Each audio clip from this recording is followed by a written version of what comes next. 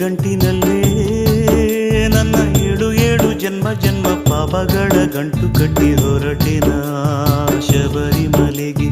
ತಿರುಮುಡಿ ಗಂಟಿನಲ್ಲೇ ನನ್ನ ಏಳು ಏಳು ಜನ್ಮ ಜನ್ಮ ಪಾಪಗಳ ಗಂಟು ಕಟ್ಟಿ ಹೊರಟೆನ ಶಬರಿಮಲೆಗೆ.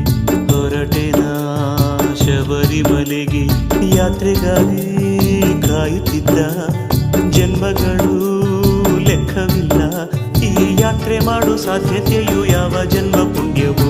ತಿರುಮುಡಿ ಗಂಟಿನಲ್ಲೇ ನನ್ನ ಏಳು ಏಳು ಜನ್ಮ ಜನ್ಮ ಪಾಪಗಳ ಗಂಟು ಕಟ್ಟಿ ಹೊರಟೆನ ಶಬರಿಮಲೆಗೆ. ಹೊರಟೆನ ಶಬರಿಮಲೆಗೆ.